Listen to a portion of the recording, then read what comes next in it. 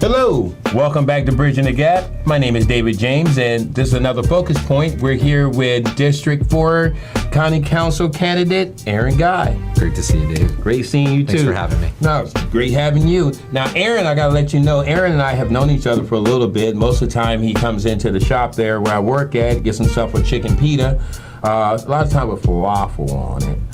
But That's my go-to. I tell you what, if you ever want somebody to talk to, he will talk to you. Aaron, tell us a little bit about yourself. Yeah, so I'm a Salisbury native. My family, I have two longtime family Banks Markets. My grandfather, Phil Banks, was an entrepreneur here and friends with, the early moguls of Salisbury. Okay. And my other family is Guy Farms Produce, so farmers here on the shore. And I'm really proud to be from both those families. And so I grew up here on the shore and then left in 2003 when we went to war with Iraq. As a Marine Corps veteran. Hoorah. I served as a veteran. I did nuclear weapons security and close quarters combat for the Marine Corps. And then I got out and spent some time in Florida doing some training and consulting. Came back to the shore in 2010 to be closer to my family and my grandparents, and attended Warwick Community College. Wow. And then got my associate's degree, transferred into Salisbury University. I am a graduate of Salisbury University with a CATER major, which is Conflict Analysis Dispute Resolution. Oh. Yeah. Wow. Yeah. You need that in politics. We need a lot of it. And so, and then in the last 8 years, I've represented Pohanka, the automotive group in the community, doing strategic partnerships and some of the brand loyalty, generating, the positive things that Pohanka does, the amazing work that they do. I get to help support a lot of the community through San D'Angelo and the work that we've done with Pohanka. And then in that 8 years, too, I've served on the board of directors of the Chamber of Commerce, representing the small business community. I've been a member of the Junior Achievement Board for Y Comico for 6 years. I serve currently on the Salisbury Paramedic Foundation, supporting EMS here in Salisbury. And I've worn a lot of hats. I also am a co-chair with one of the assistant superintendents for a 100-person education network, which we help support the partnership to fully fund the schools in the last few years with the Blue Ribbon Panel. So a lot of things, yeah. Wow. So I heard EMS in there. Yeah.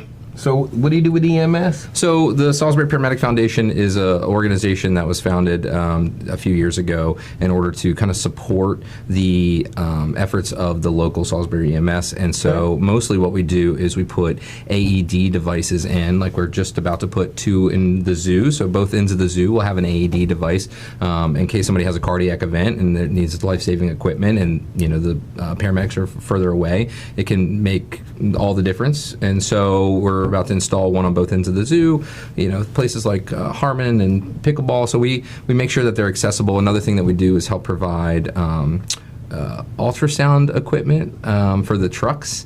And we also just did some scholarships for all the EMS students at Warwick. We helped pay for their exams, and then 3 students got scholarships from our organization. Yeah, so I'm proud to serve with them. Yeah, Nice. I'm a new board member in the last year. So have you been paying attention to this collective bargaining things going on? A little bit. I'm fortunate enough to have a lot of friends that are involved with the city, both in leadership positions and just I talk to engaged community all the time. And I'm not an expert in all the things. I'm very focused on county issues, but city issues are also county issues. They bleed over, especially when they come to the budget, because they have to go to the. As where we just had April Jackson on. She was actually at the council meeting at the beginning of the month, talking about some of the budget and before the EMS. So, you do a lot of stuff that's out there in the community. You also have a young family.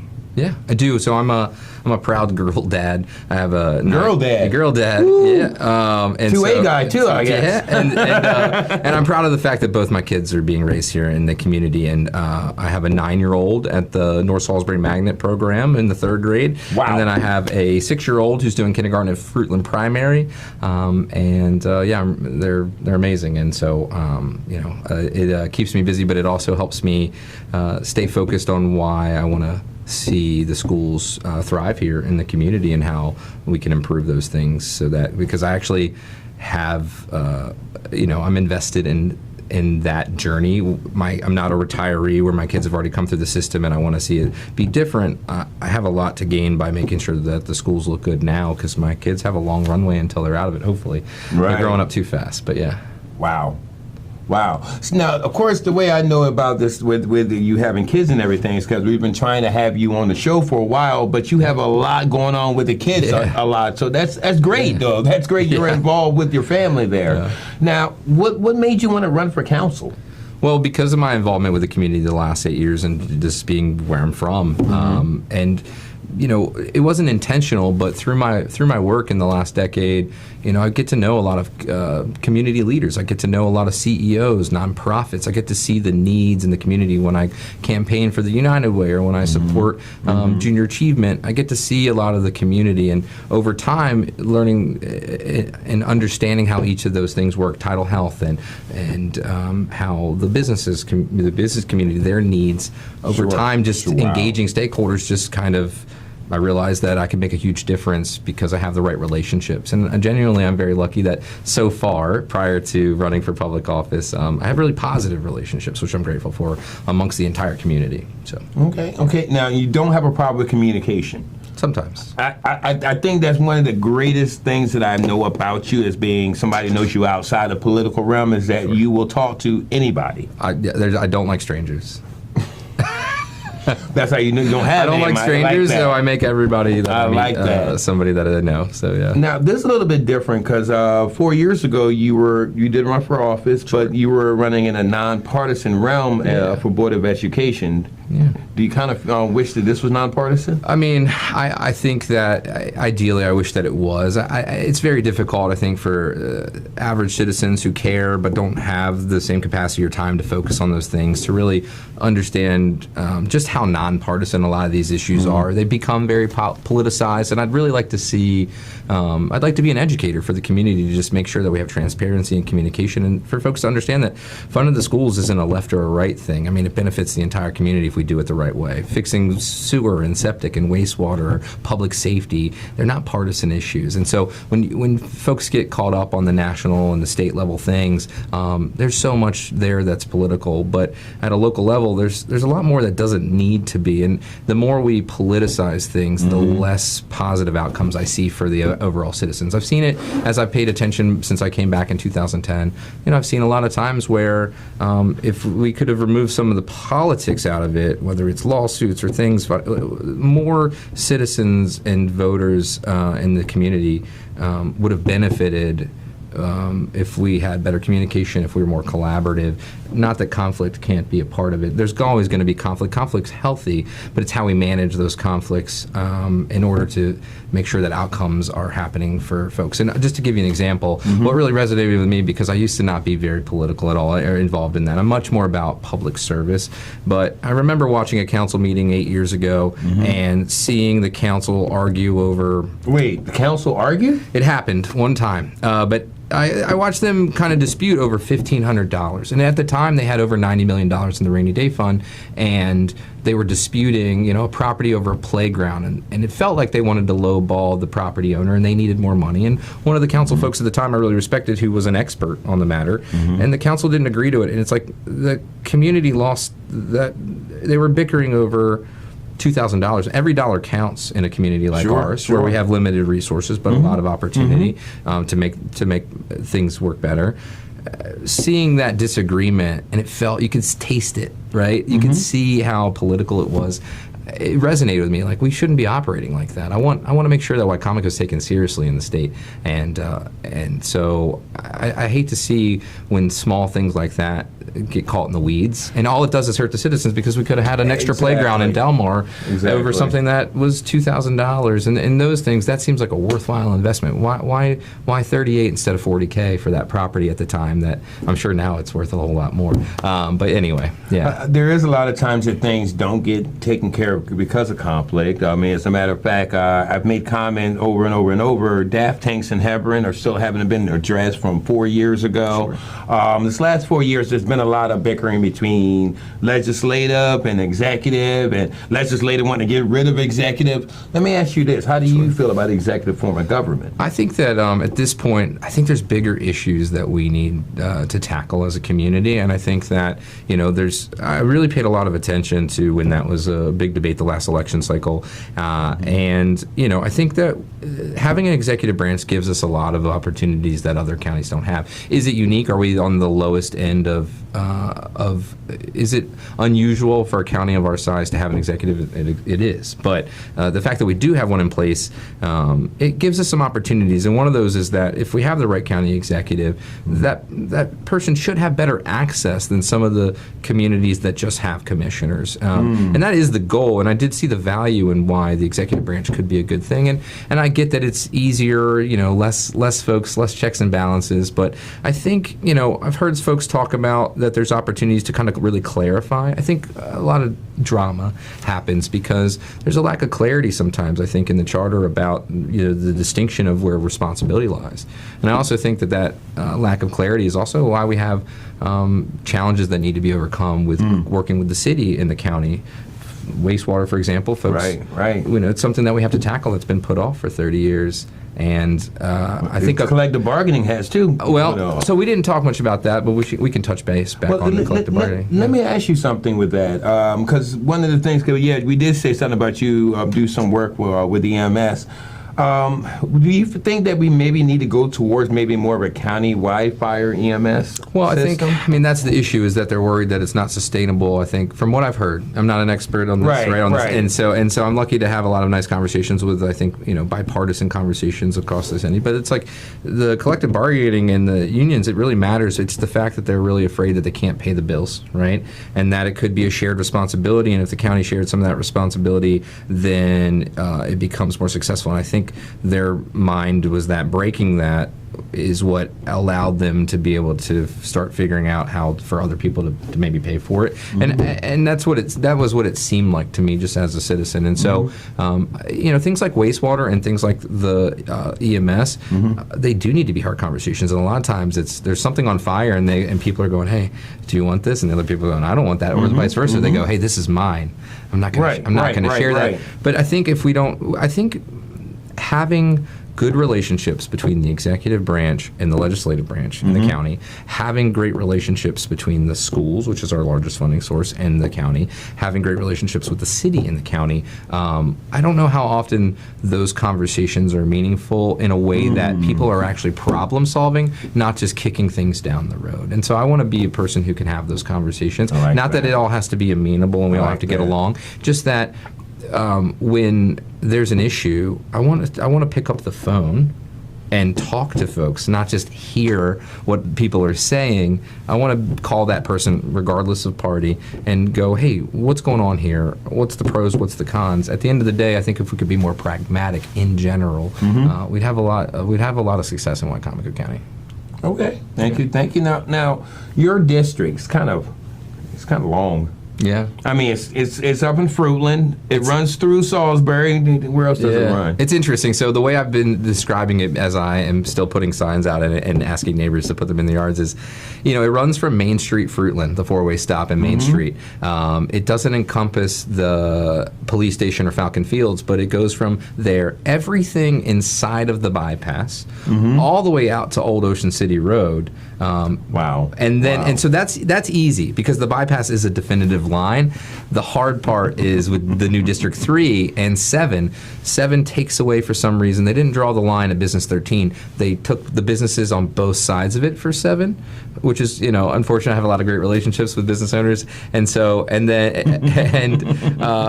so they might still put signs in their window, but so it's mostly residential that way. And then, I don't have the areas across from the high schools, but I do have I do have the YMCA in Harmon Fields. I don't have the zoo, but I have the Civic Center, and then I have the Twilley Center, and then I have down into like where the Salisbury Post Office is, and so it's a very strange thing, and it combs in and out now. It used to be pies, and it's a unique landscape. So it's very difficult because a lot of voters right now, A, didn't realize that redistricting happening, and 2, when they go, well, am I a voter? I go, well, let's look that up. Some places are easy to let them know, yeah, you're definitely in this district. but it's really tricky to navigate. And it was, and so that's just part of it. That's just something that has to be managed. What grade school kid you think they had to make this match? I'm sure that they did a great job. I have no idea. I mean, I've been on boundary planning commissions myself for the schools and other things, and I've worked with these third parties, and a lot of times they hire a third party. Sometimes that's helpful because it's neutral and it's not somebody from the county, and so there's less they can politicize. However, no comment. However, it is challenging. So I don't have any knowledge. Unfortunately, I can't speak. The nice thing is I know a lot of council folks on both sides, and I've been able to give them calls, and I like to poll. I like to find out. I don't want one source of information. I really want to find out the folks' opinion who are on the front lines. Sure. So I've had access to nice conversations about that. But again, I wasn't part of the boundary planning for the schools, and I'm just accepting what my district is and hoping that folks want to support me in it. So. Okay.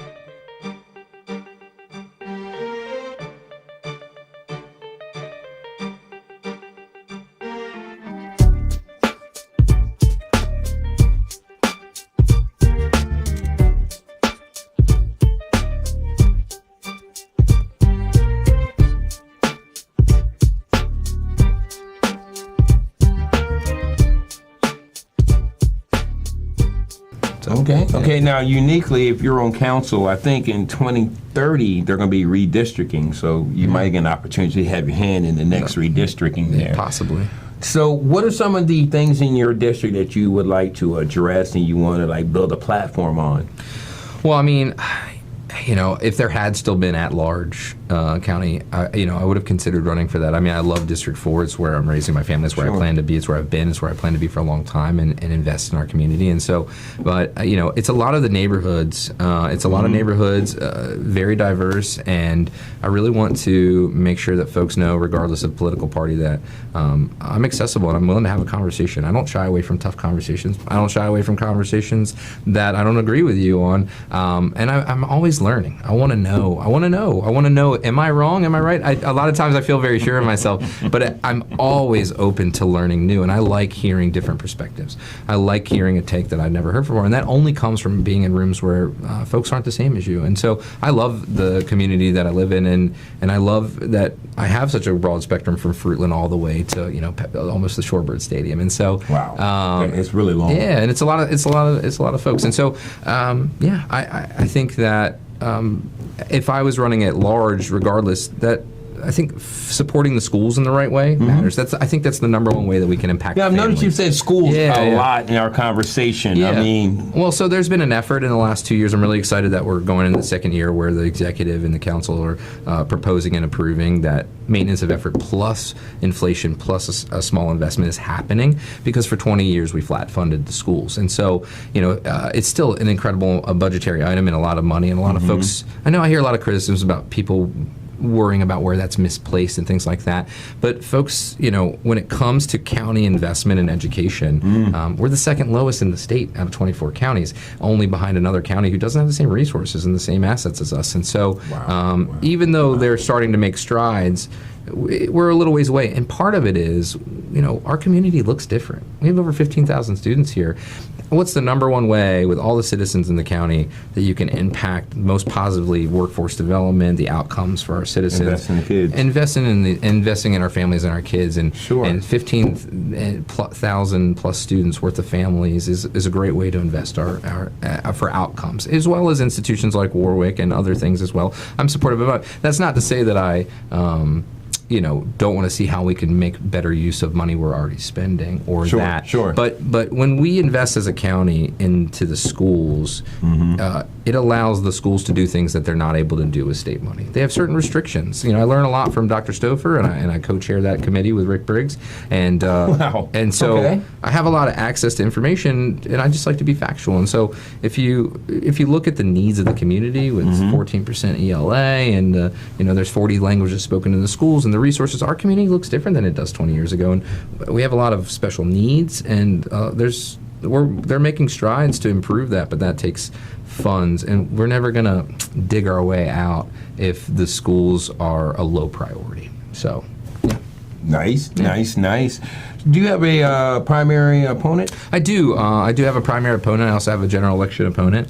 I've briefly met both of them. Yeah, and What's your I haven't met the primary. Who is it? Her name's Erin Patterson, and Great, another Erin. Yeah, it's definitely not easy for voters. Thankfully, I think I've been out there enough and invested in the community through all the work I do that I hope that people, a lot of folks, think, they recognize me from the involvement I've had, whether it's boots on the ground in different levels of our community, and I'm hoping that pays off for me. But she's a female version of Erin. She's the E. I'm the AA Ron. You do? Yeah. And interesting. And, Erin versus Erin. Yeah, and so I don't know too much about her. I know she was homeschooled here in the local community, and that's really and she's gotten involved recently with the Democratic Club, and that's what I know about her so far. Yeah, so I think people can look her up on Facebook or. Yeah. Well, I can say this because I do my research before I actually even have people on here. Sure. One thing I can say about you is, again, a nonpartisan race would probably be more what you would like. Yeah, I would. But because you came to me even before filing because you were like, I want to make a difference, but I don't want to play this party role thing. Yeah. And party politics. Yeah. It seems has kept a lot of things from happening, even here locally. Sure. What would you like to see happen, even if you got to reach across the aisle to make it happen? What would you like to see change in our community? But it seems like you having a D by your name may not, because most of the time. I think the nice thing is, and it'll depend on how the voters come out in the primary and in the fall. Sure. But having a D by my name is, I think it's important for where I live too. Which it used to be more important as it was in it had also the university as well, which is now part of District 7. Mm-hmm. But no, I'm just proud to serve, and I ran independently when it was a nonpartisan race for Board of Ed. Right. It was 8 folks running for 2 seats, and both incumbents wound up putting their name forward. It was a very chaotic time. I learned a lot 4 years ago. You had to pick a side for this, though. But I was asked to serve by a lot of community leaders 4 years ago. On both sides. And folks had said, hey, they tricked me. They said, hey, have you paid attention to this? And when I did, I knew I had to be a part of it, and said to be a part of seeing the change that I want to see in Wycomico. And so I ran independent, and I learned the hard way how partisan our community is. And so I love the support that I've received from the Democratic community so far, and I'm very thankful that folks on both sides of the aisle have been supportive of me, because I like the folks that are people over party, regardless of which side they're on. I think that speaks a lot to knowing that local issues, it's not so much, like I said, the politics behind local issues, they don't.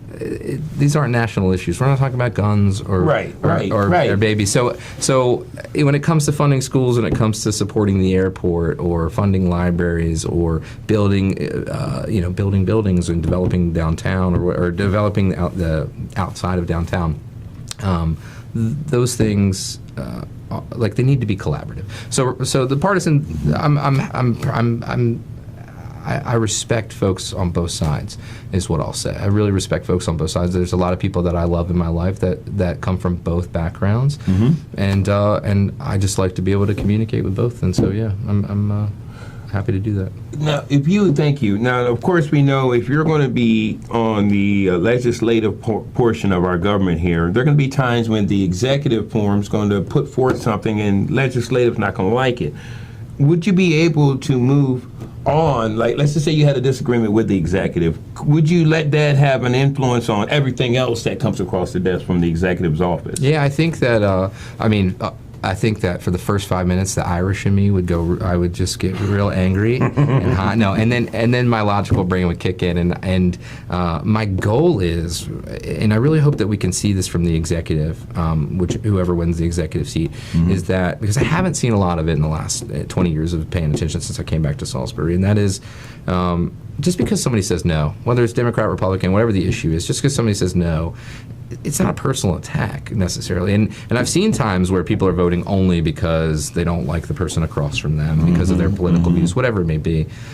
we have to be able to understand that disagreements are going to happen. We're going to be frustrated. I'm going to want to get things done, but only 4 people out of 7 are going to make that happen. And if I'm on the 3, it's going to sting because I guarantee I'll be passionate about whatever the thing is that I wanted. I guarantee I'll have done the research to figure out what the pros and the cons were and what's going to really, I think a lot of our folks lose sight of what the outcomes are. They get hung up in the decision right now. And they forget that these decisions are impacting future councils, future counties, future citizens. And so I really hope that my goal is, with my background in mediation, is that I can stomach the disagreements that I'm unhappy about, the results that I get unhappy about, because there will be some, and that I never, and that the folks will still take my phone calls, and that I'm still willing to, and I'm just built that way. I need information, and I don't want to ever stop communication. And no matter how much I disagree or don't like somebody, I'm like I said in the beginning, I want to sit down with them, and I want to have access, and I hope that I can get reciprocation on that. Because if we could, and I'll just say this, David, I see a lot of folks involved in the political landscape, and they'll say, well, so-and-so doesn't want to hear that. So-and-so's never going to take your call, so-and-so. And the reality is I don't witness that. And when a lot of folks feel a certain way, but they actually haven't had the courage to pick up the phone and call the person. You never know the answer until you ask the question, huh? And a lot of folks assume the answer and then proselytize it. And I just don't want to be that. Okay. As we close in on the end of this interview, I'm going to ask you, other than education, other than law enforcement, which was always the 2 top ones, Sure. what would be the next budget priority on Mr. Guy's agenda? Well, I mean, it depends, right? Things are always moving and shaking. Because I know education is going to be number 1. Sure, but you have to assess the needs of what the community is. So there's going to be things that I'm passionate about, like recycling. I'd like to see an improvement of how we recycle in Wycomico County. But if that's not what is pressing and pension funding, something else is coming up. I mean, the part of being a good county council person is nobody can be an expert in all these things. I try really hard. I love knowing a lot of things, but there's a lot that I'm still learning and growing. And when you're learning about property taxes, tax codes, revenue cap, all these things, wastewater, the goal is, and the reason why I think I'm the most effective in the county is I'm going to figure out who I need to call, who has the right answers, regardless of political party. And so that for me is, I think, a critical piece. And if we can do that as a whole, and if conversation can maintain and be civil, and we can use county resources to fund projects that make sense, then we're going to do really well. I've learned in the past that if I don't know something, ask my wife. Yeah, that's also something I do. Yeah. Awesome. All right, Aaron, is there anything else you'd like to say before we close out? No, I just really appreciate you having me, and it's really nice to have a conversation about the passion that I have for making a difference here in Wycomico County. And I'm really proud of you for the space that you've created, that regardless of political views, regardless of any of that you've given a space that you'll allow folks to come on and be heard and let the viewers decide. I appreciate you saying that. Thank you. Once again, this has been a focus point on Bridging the Gap, and this is Aaron Guy. He's running for District 4C for County Council. Thank you again, my friend. Great to see you. This is Bridging the Gap. Have a great one. That was awesome. Yeah? Yeah.